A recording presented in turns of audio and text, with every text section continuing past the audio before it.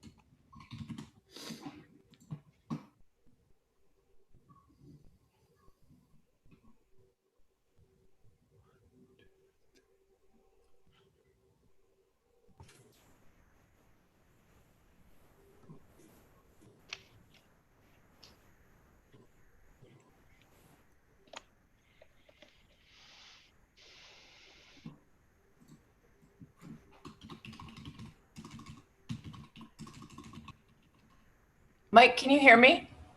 I can. I think that was Mayor Buchanan. We can hear you.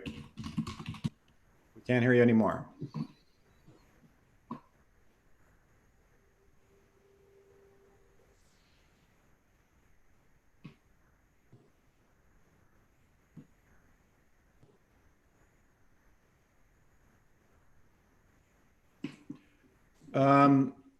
Carol, do you have a count of how many members we have joined? We have everyone here except for Mayor Richard Stewart and Mayor Brad West. Okay. There's a phone number of somebody waiting. Yeah, that's the public delegate who will join. Okay. He'll join when his item comes up. It sounds like someone may have a second sound source on. We're getting a little bit of echo. So if you've got the YouTube channel running, you may want to mute it. That's better.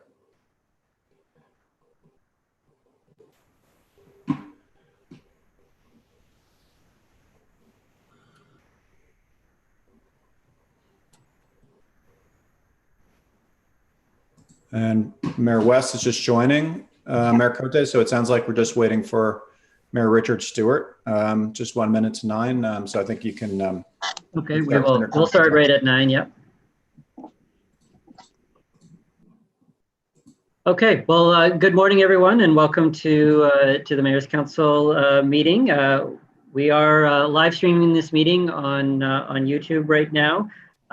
Mike, I think you've already confirmed that everything's good with that, and that's working. It is. Carol, just can you confirm that you've been able to record all of the members who are present at the meeting? Yes, I have been able to, Chair. Okay, so I am going to call for adoption of the agenda. Like we have with previous meetings, we will call a voice vote. If any of our votes are unclear, we will go to a roll call. But if they are clear, then we will simply use the voice votes. So to actually remove your mute on your phones for the voting period. So we can start if I can get someone from the council to move and second the agenda. So moved. Second. Moved and seconded. All those in favor? Aye. Aye. Opposed? Carried. Okay, and now moving on to the minutes from our June 25th meeting. I'll look for a mover and seconder unless there's any comments or questions about the minutes. So moved. Second. It's been moved and seconded, and I don't see any questions or comments, so I will call the question. All those in favor? Aye. Opposed? Carried.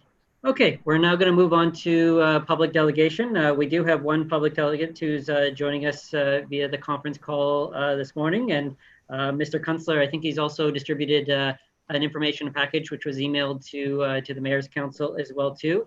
And maybe Mike, if you can introduce and set the delegate up. For sure. Mr. Kunstler, are you on the line and can you hear us now? Yes, I can hear you just fine. Perfect. Let me turn off my iPad. We're just starting Okay. the public delegate item. I'll pass it over back to Chair Cote. Okay, well, welcome, Mr. Kunstler, and yeah, you are good to go. Thank you, Mr. Chairman. I want to begin by acknowledging I am speaking to the world famous Mayor's Council, where Metro Vancouver's voters knew at the voters box after showing voter ID and getting a paper ballot, their vote for you would be a vote to serve here. A vote cast with no doubt of a fair count by hand. Freedoms many of my fellow Americans and I want for ourselves. With that, I hope the council read my written submission, and I'm presuming you did, so I can tell a story and let Sarah Ross do what Sarah Ross does best, educate and score. Let's remember 13 April 2020, Monday, when Chairman Cote said, quote, there will be some elements of our transit system that will no longer exist, end quote, if help was not forthcoming, and I was years. Well, help came, mostly thanks to one Bowen Ma. The question is how to recover with a better transit net.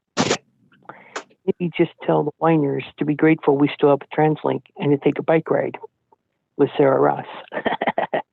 It might help with more bus lanes that can double as bike lanes. I hope you took to heart the graphic on page 5 of my written submission. Buses and bikes move more than cars in less space. I ask you to prefer acting quickly, to invest in efficient transit over paralysis by analysis, please. Prioritize people like I over cars, basically. Let me quote Bowen Ma to you from the best speech of rail evolution that your Sarah Ross spun up last September. Quote, what drew me from engineering to politics was the realization that most of our challenges as a society were not technical, they're political. Increasing access to public transit is critical to social equity in our communities. Representation matters. Leadership and public will matter. Elections matter. It will come down to public will and our collective readiness to forego illusions of immediate personal convenience for the greater good, and to the ability to elect and support leaders who are willing to make the difficult decisions to lead us to that greater good, end quote. I ask you please back the rapid response bus priority projects and stand up for the greater good. For to quote Bowen Ma, again, wherever this road leads us, let us travel there together, end quote. We can't do that if you prioritize cars over people. And I'm confident Bowen Ma would agree with me if you asked her. Thank you. And with that, I'm a huge Sarah Ross fan. I really hope these bus lanes work out. I'm here mainly to cheer and support her on. I'll try to send flowers to TransLink HQ next month, and I hope everyone is checking their Twitter. I am Transit Geek Joe on Twitter. Thank you so much, Mayor's Council, for having me today. It's a privilege to watch you guys in action. Thanks. Okay. Well, thank you, Mr. Kunstler. Always good to hear from you. And I know you're a big advocate for our transit system in Metro Vancouver. I know in your submission, you highlighted a relatively new book out there called Better Buses, Better Cities. And I know the mayors are always eager to find good books about cities. And I've actually read that book a few months ago, and it is an excellent book. So thank you for also bringing that to our attention and joining us here today. Okay, so that completes our open delegations this morning. We're now going to move on to item number 3 on our agenda, which is the report from TransLink Management. And I'm now going to pass it off to Kevin Desmond. Thank you, Mr. Chair. Good morning, members of the Mayor's Council. So we have 2 items for the management report. The second item Jeff will go through is just a brief overview of our transit system performance report that we issued the other day. But the first item and that I'll cover, and really of course, the big news and the important news are the announcements on July 16th and July 23rd from both federal and provincial governments. During those, as part of those announcements, the federal government announced its $19 billion federal aid program to municipalities across the country. And that would include explicitly direct operating assistance for transit agencies throughout Canada. There was further clarification on July 23rd in announcements from and statements from both the federal government and the provincial government that, as we understand it, The federal aid would include $540 million in direct operating assistance to British Columbia to support the flagging revenues of the transit agencies in this province, and that the province further would match that federal contribution. At this time, this is, I do want to point out this is the product of an enormous amount of work by countless people nationwide, certainly here at TransLink here in British Columbia, from many of you on the Mayor's Council, all the way to our industry association, CUDA, and various other provinces, probably most notable, the province of Ontario. We at TransLink started working with the federal government and with CUDA in April, not long after after our ridership collapsed, and we understood the magnitude of the problem. So long in coming, but it certainly is very good news. We do understand that the province and the federal government are still working out a great many details. So we don't have a lot of details yet. In any event, our recently executed memorandum of understanding, we executed that about 3 weeks ago now, with the province of British Columbia, provides the bilateral framework for an agreement on financial aid to TransLink. Per this MOU, we expect to achieve a firm understanding with the province by September of what the quantum would be and what the terms and conditions for that operating assistance would be, so that TransLink could then move forward and develop a sensible 2021 budget by the end of the year. In all cases, though, these announcements are extremely good news for TransLink and for our sister agencies throughout the country. This very likely removes any pressure from our end to reduce services next year. That was something we were very concerned about, lacking any kind of aid and giving the yawning deficits. It was unclear what kind of capacity we would have to continue the current service levels. However, the nature of our deficit does remain unclear. As you know from the prior briefings you've received from Jeff and others at staff, we've developed several scenarios that model the various different ways the arc of the pandemic could play out in our region and then affect our revenue picture. There is still a great amount of uncertainty. Even now, as we track weekly our transit ridership, we're about 40% of pre-COVID levels, and that ridership has begun to level off a little bit. So we're still in a little bit in that uncertainty phase, and even by September, we'll probably be somewhat uncertain on how our revenues will be affected.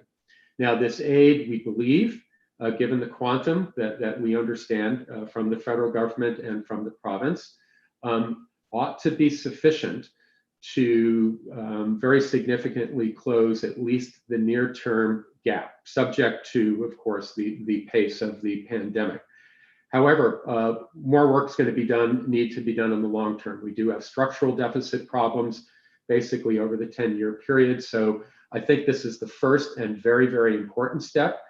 Gives us some confidence going into 2021, particularly with our service levels. And we look forward to the continued work that we are and will be undertaking with the province. So very brief overview, because we don't have a lot more to tell you at this point. It's still fairly raw information. As you recall, as part of the MOU, we've established a senior level steering committee with the province to work through the framework for the agreement that we hope to reach in a couple of short months. So before we go on to the transit system review, I maybe want to turn it over to the chair as well.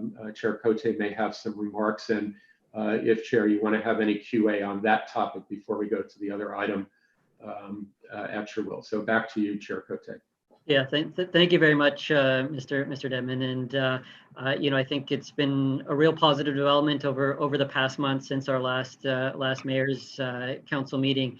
I think none of us could have predicted at the beginning of the year, that our worlds, both with transit and in our own communities, would be turned upside down the way they have.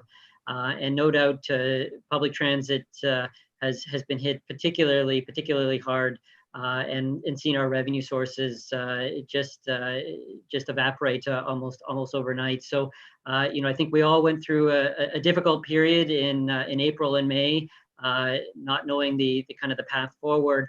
But a lot of good work was done by many of the members of the Mayor's Council through their different channels, advocating both provincially and federally the type of support that was going to be needed to keep public transit systems going. So I really appreciate all of the members of the Mayor's Council that stepped up to the plate and helped with that advocacy work, because I think that happened locally here with the province of British Columbia, but it also happened in communities across Canada as well too, as it became very clear that in particular public transit's revenue sources were more keenly hit than many even other sectors. So really appreciate all the support and work that we've seen around the council.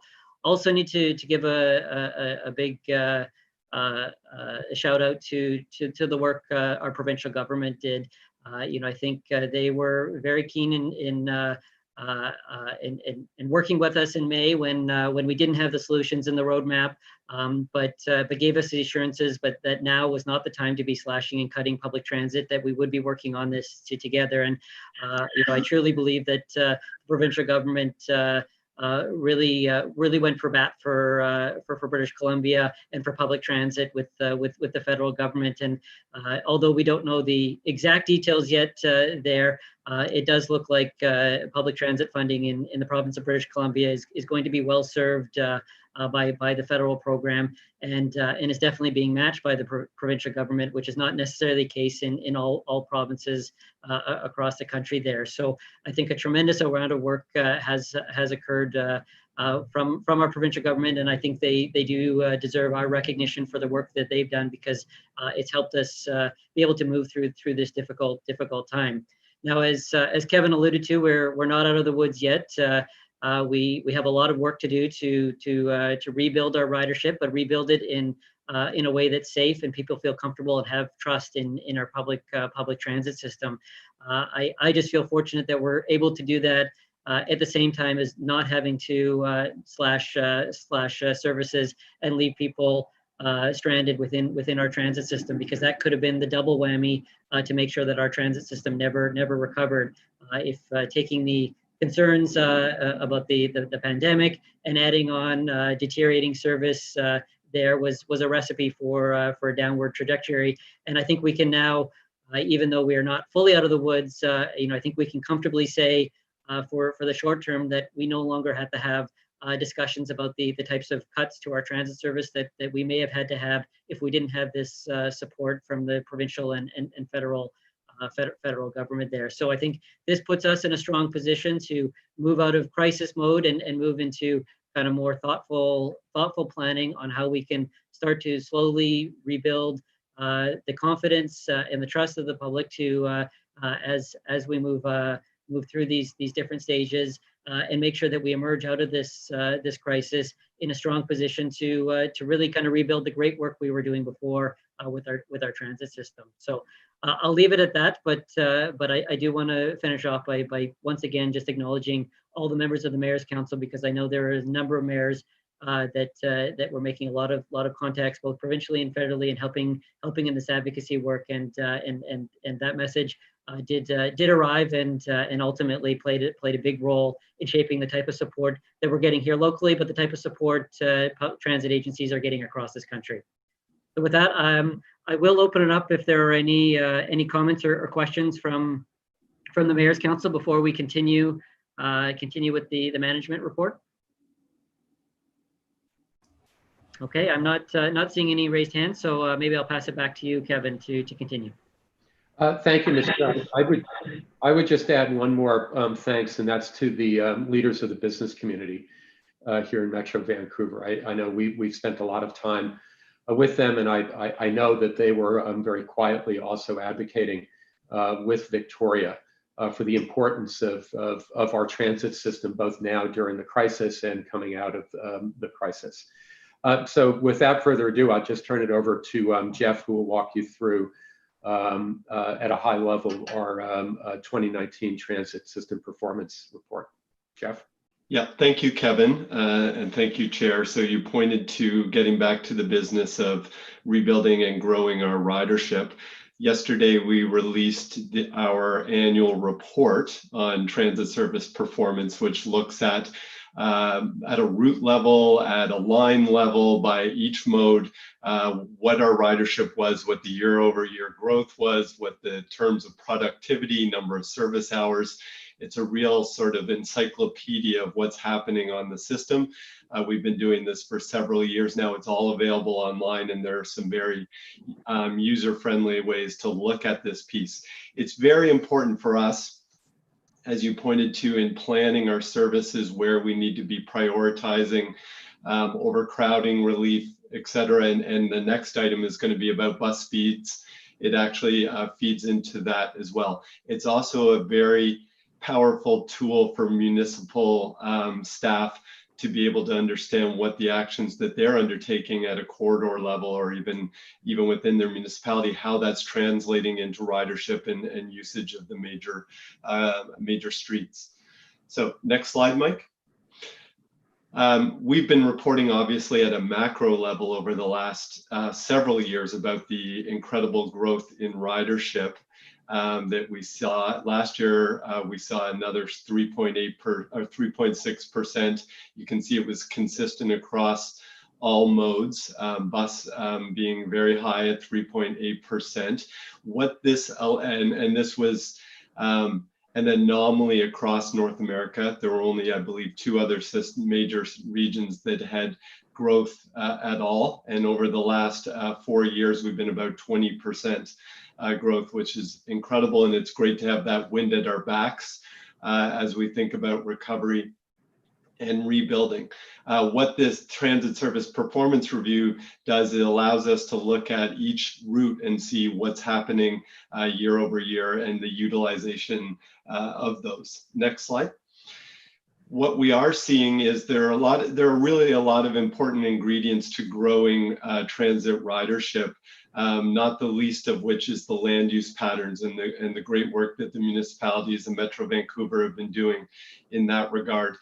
We always say the best transportation plan is a good land use plan, and we are able to deliver on years of really good planning in that regard, but only if we're able to put out the services.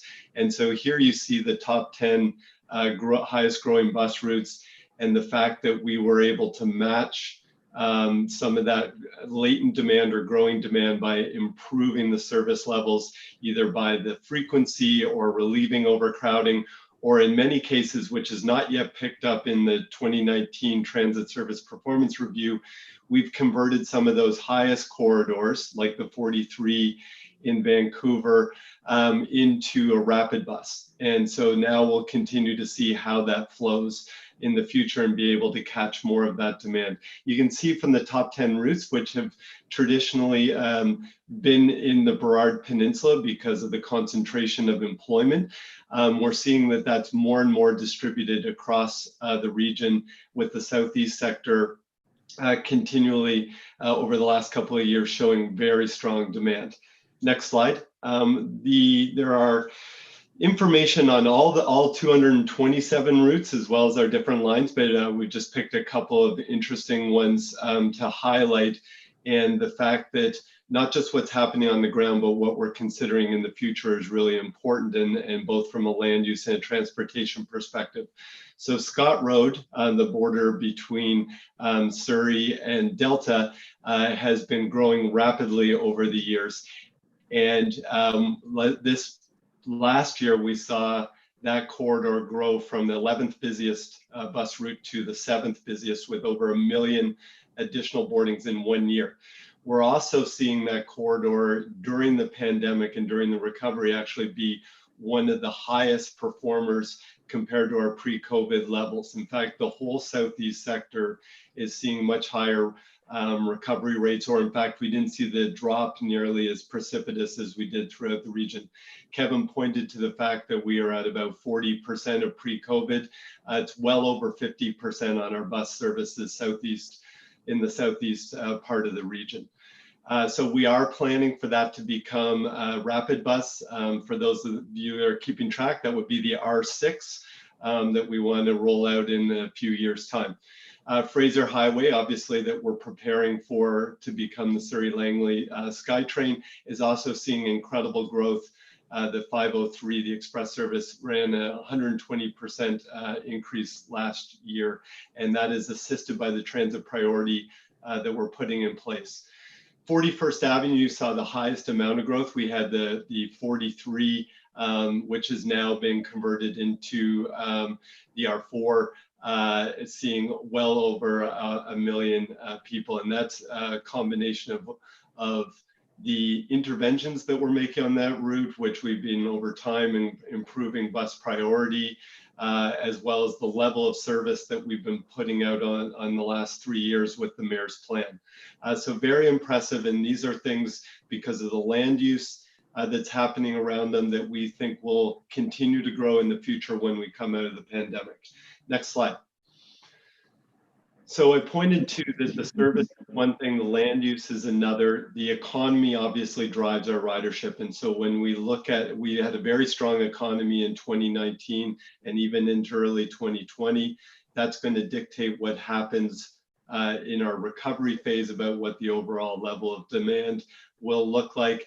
Their ability for us to put service out to match that demand, or in the case of recovering from the pandemic, thinking about where we allocate the resources that we have will be really important. The trends that we see happening on these different lines will point to most likely where the growth will be in the coming years, because it's not just about the service that we put out there, it's about the actions that the municipalities are taking in regards to land use, the development that's happening in those corridors that will drive the demand.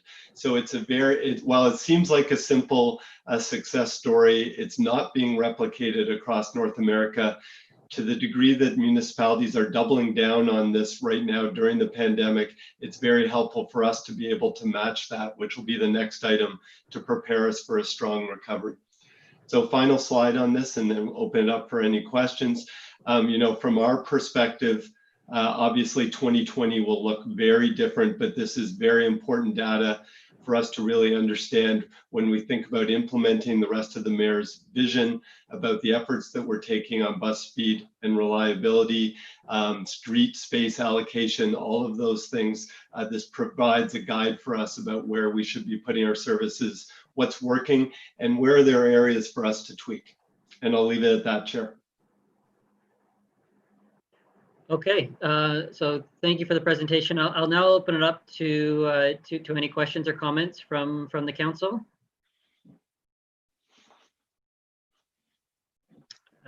Councillor Craig Cameron.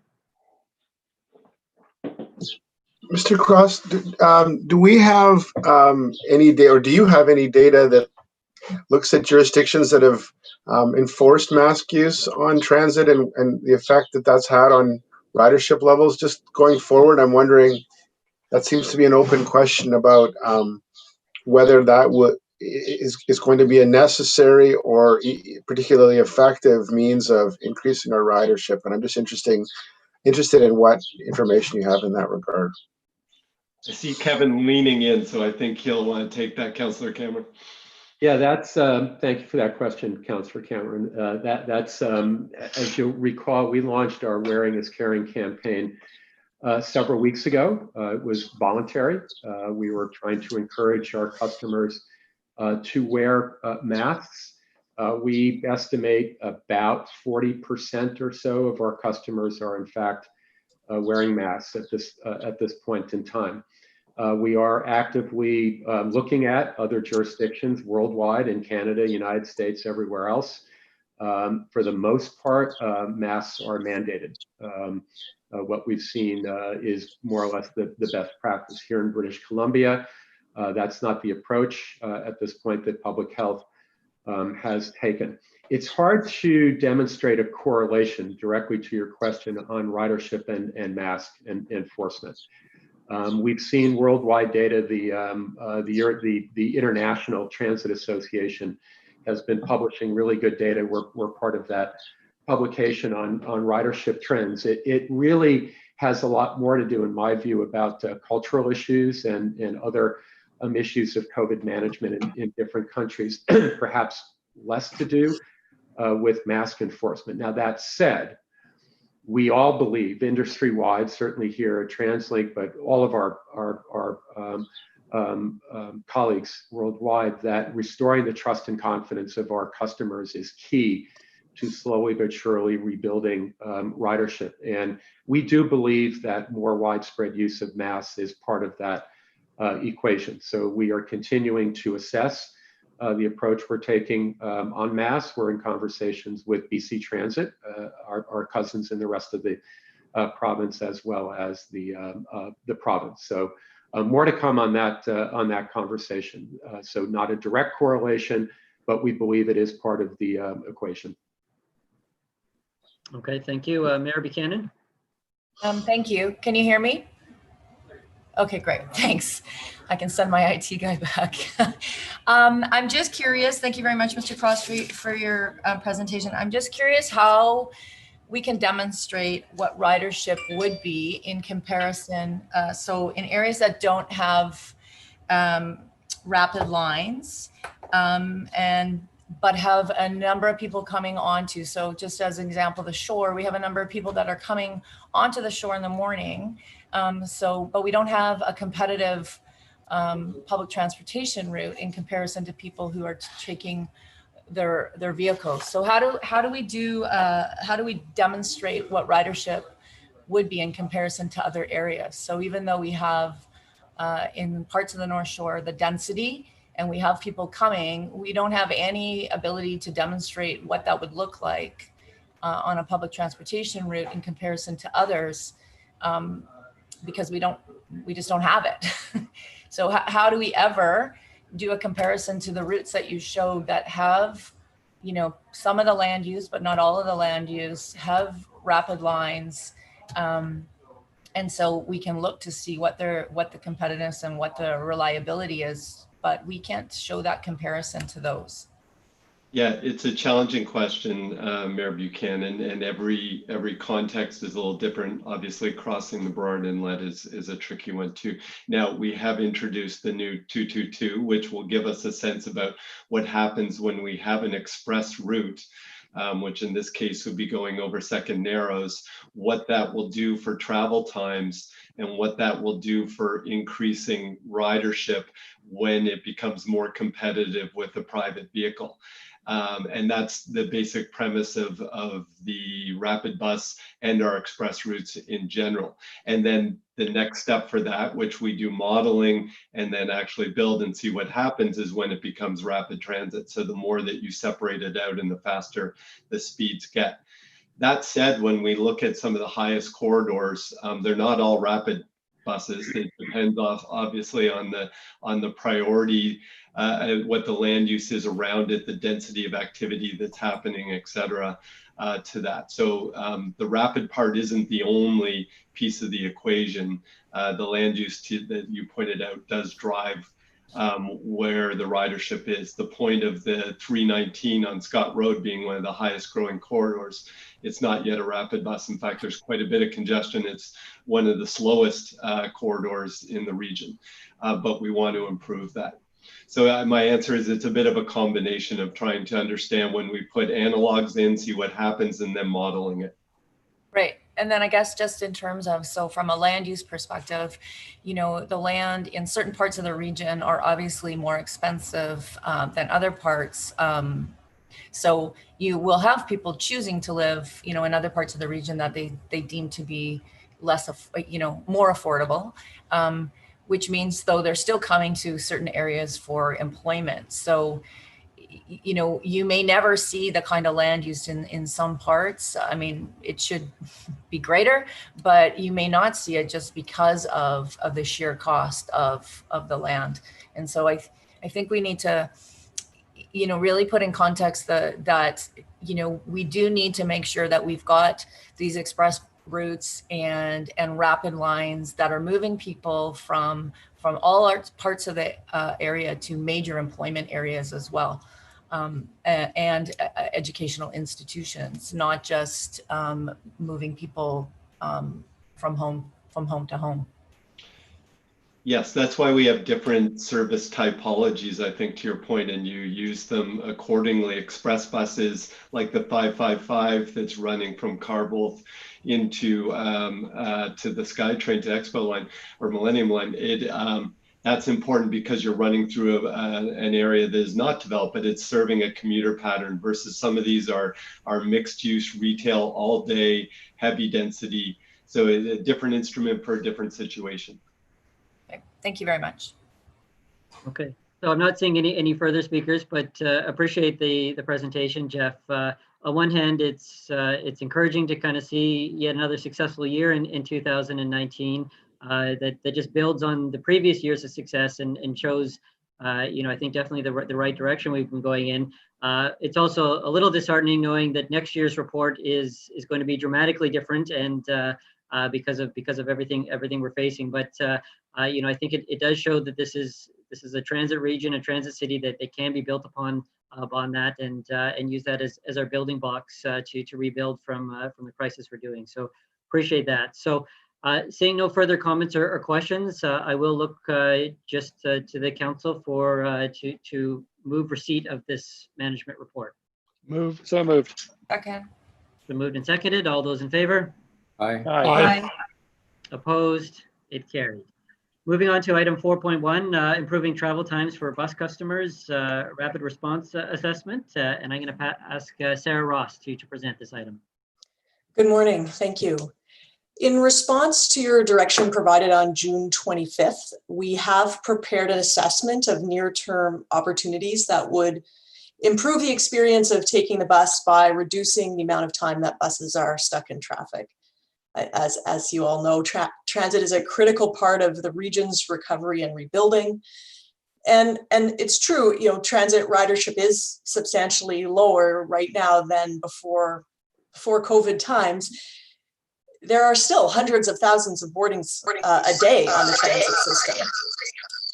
And it's critical that these customers have a comfortable, safe, and convenient experience when they're taking transit, both during the pandemic and for our longer-term recovery.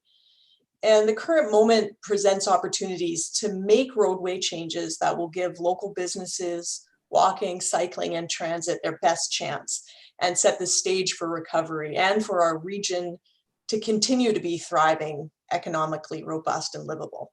And vibrant streets with local retail and busy restaurants are a fundamental part of this. And our objective is to find win-win solutions that are good for local businesses, for active transportation, and for transit. If you can go to the next slide now, thanks. So reducing the amount of time in places that buses are stuck in traffic has been a focus for TransLink for the past couple of years.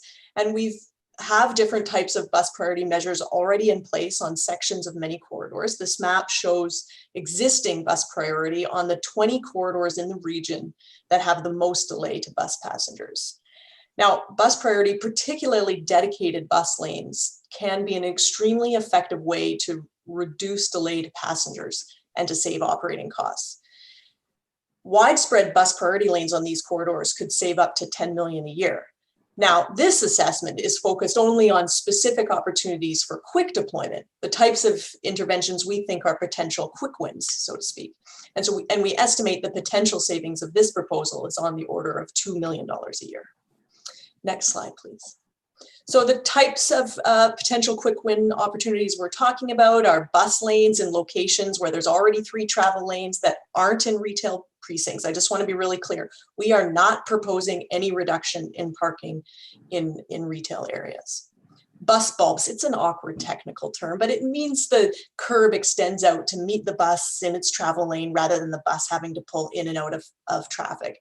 These are great in locations where there's 24/7 parking, and they can actually increase parking because the bus doesn't require as much curb space. smaller tactical changes like turn restrictions or a turn pocket for turning cars so the bus doesn't get stuck behind cars waiting to turn. And then finally, bus stop balancing on corridors where bus stops are really close together. So we can look for opportunities to consolidate stops so that the bus isn't stopping every block, which, as every bus customer knows, can really slow down your trip and make for a frustrating experience. Next slide, please. So we focused, again, as I said, near-term quick win possibilities. So this means the local road authority, which in most cases is the municipality, is a willing partner. TransLink doesn't control the right-of-way on our buses, and so any of these proposed changes require the full support and implementation by the municipality. And it needs to be low cost, essentially no civil works. As I said, we've been focused on bus priority for a few years now, and as such, we do have some previously earmarked funds that we are making available. And we need to be confident of the benefits, or it needs to be temporary and can be easily adjusted. Next slide, please. So we see that there are dozens of opportunities for these types of near-term projects. And I will say, you'll notice that many of the projects are in the city of Vancouver. This is to be expected because about half of the top 20 corridors of bus delay are in Vancouver. And even if a project may happen in the city of Vancouver, that benefit accrues across the region. If you're waiting for a bus at Hastings and Willingdon and Burnaby, and we can stop your bus from getting delayed at Hastings and Nanaimo, that's a real benefit for you, even if you never go into the city of Vancouver. And then many people do travel into the city to get to Vancouver to get to school or work or a medical appointment, and that's a benefit. And then if we can save operating dollars by making this service in Vancouver more efficient, that financial savings accrues across the region and can be reinvested in another service. Next slide, please. If all of these near-term projects we've identified are implemented, and I'm feeling very positive because many are being actively advanced by municipalities, then we can see a return on investment within a year, and we can save customers up to 10 minutes a day on their return trip. This map shows where we would be in terms of bus priority with the measures we already have in place, as well as the measures being proposed in this assessment. And finally, the last next slide, we're working with the municipalities. Our role is to identify opportunities, provide some funding, partner with municipalities on engagement and with local businesses. And also, TransLink is the lead on any bus stop changes, so on that bus stop balancing component of this.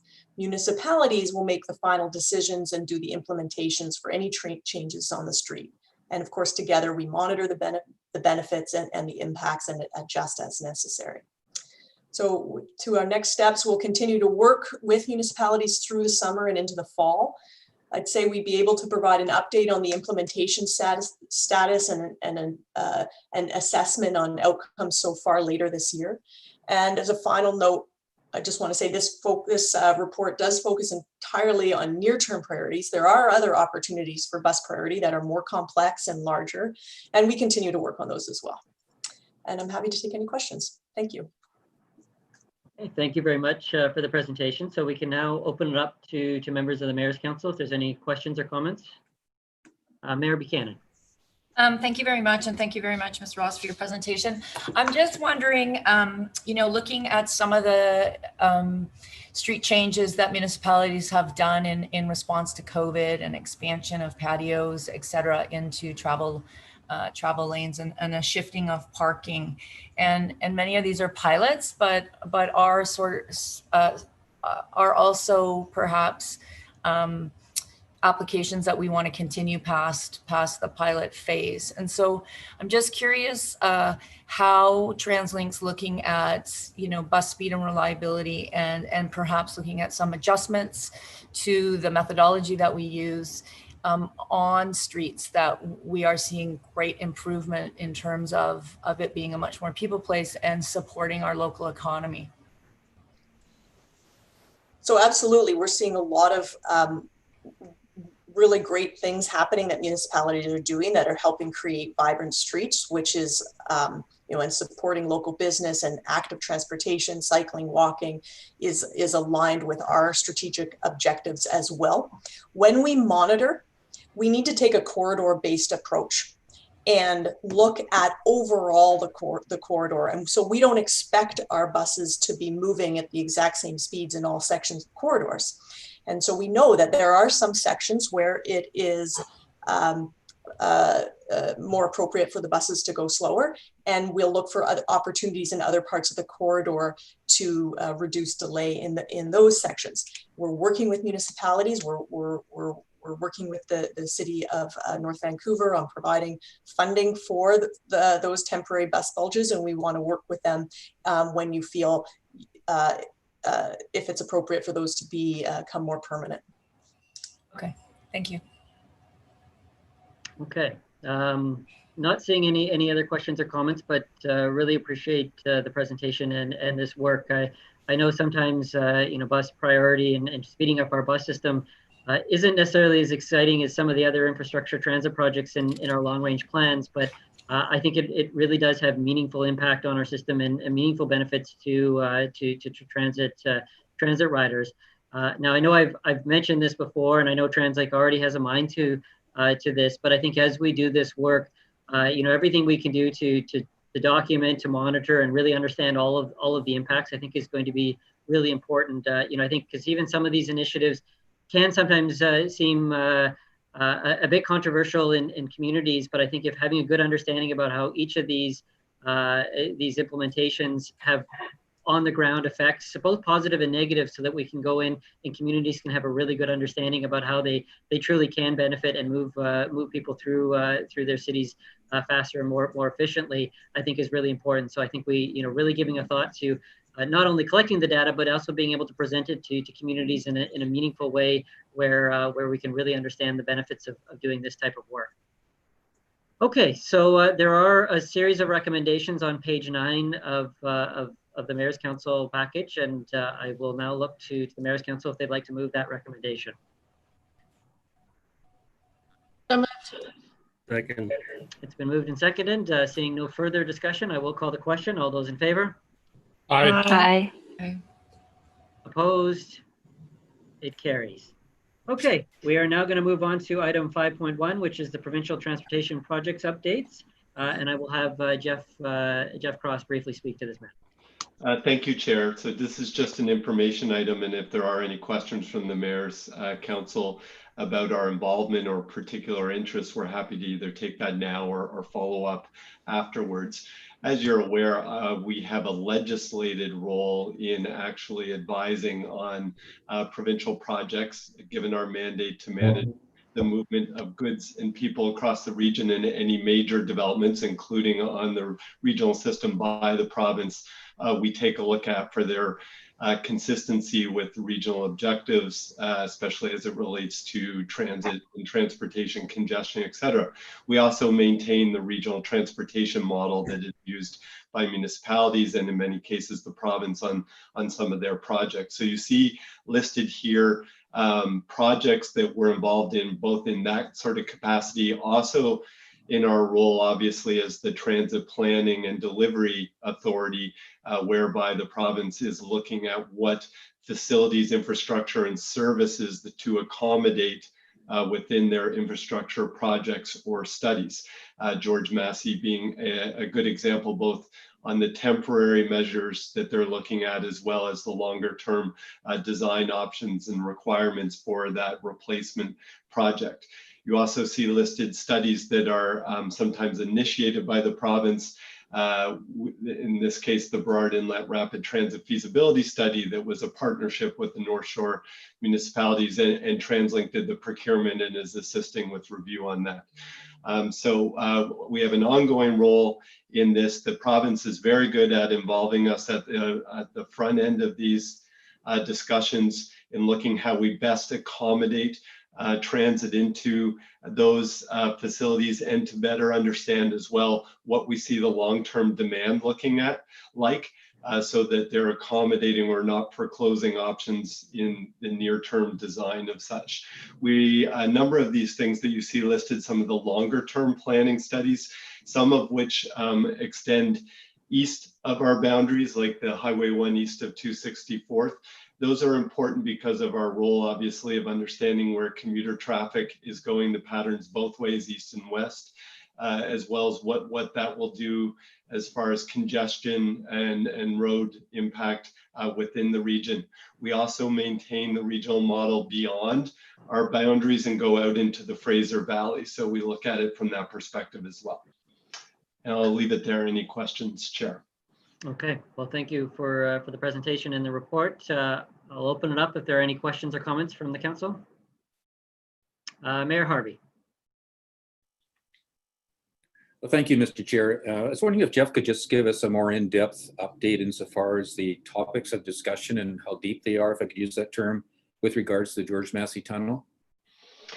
Thank you, Mayor Harvey. Yeah, they're quite extensive. So we've over the last couple of years, we've been engaged in the two timeframes. One is, what do we do in the interim as the province has been looking at measures, as I know you're very aware of, to try and improve the reliability in the interim years before there's a replacement in place. So what can we do to give transit its best chance?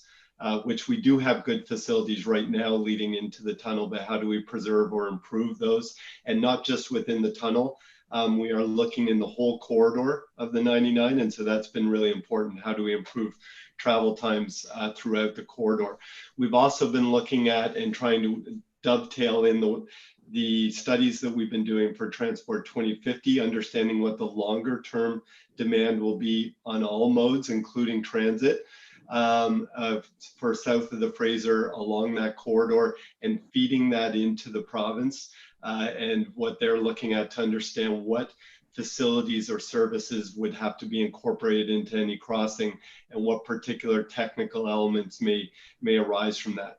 We look forward to seeing their next round of technical studies, that once we see that, we will brief you on what we're seeing and how they're proposing to accommodate transit. I just, Mr. Chair, if I could, I just think it's extremely important that we pressure the province to look at ensuring the design will accommodate improvements such as light rail or some other mode of transportation other than buses in the long-term future. Our community is hoping that we can have even this asset designed so that another asset isn't required to be built. So I know we had a bit of a pushback from the province previously, but I was hoping that they were looking at that. So Jeff, are you looking at the actual asset or the structure to ensure that it's going to accommodate other modes of transportation in the future? Broadly speaking, yes. So we're looking at what the demand would look like for rapid transit under different scenarios. I think we'll come back to you in the fall. We did a little bit of work, I think, prior to March on what that long-term network would be. Making sure that it could accommodate rapid transit levels of demand and facilities is important, agnostic as to technology at this point. So we'll come back with more information. We are sharing that with the province. And last question, Mr. Chair, have they talked about any other means of the crossing other than the tunnel? I think that there's a tunnel and a bridge that's been underway, but we're more involved in what's the demand, not so much the design. Appreciate that. Thank you, Mr. Chair. Okay, thank you, Mayor Harvey. Mayor Vagamoff. Thank you, Mr. Chair. Can you guys hear me okay? Yep, we can hear you. Great. Yeah, I just wanted to mention a couple items here. I think it's great to see the North Shore get a little bit of attention there with this feasibility study, as we've talked about many times around the table. I think that's one of the probably the least served area as in the Lower Mainland. One of the long-term planning studies here, the Brunette Interchange, I think is great that that's being taken a look at. You know, to me, this kind of shows the importance of when you have $1 billion project that you don't leave a little tiny piece untouched, because this to me sounds like a, you know, long-term. How long is long-term exactly here? That's a good question. When we say long-term, we're generally thinking about like projects that are happening in the 5 to 30 year sort of time frame. Right. Yeah. Okay.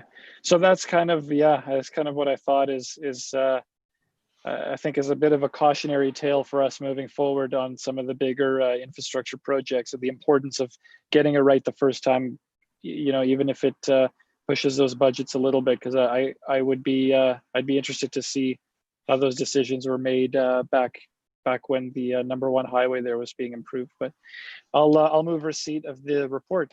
Thank you. Okay, is there a seconder? Second. Seconder. Okay, I'm not seeing any further speakers, so I will call the question. All those in favor? Aye. Aye. Opposed? Carried. Okay, that brings us to the end of our public meeting. So thanks for all of our viewers joining us on YouTube this morning. Our next public meeting right now is scheduled for October 1st. If everyone can stay on the line, but we are going to take a 5-minute break before we move to our in-camera meeting. So I will pass it on to you, to Mike, to do the changes that need to happen, and everyone can take a 5-minute break right now. Sure, thanks. And Gemma, you can cut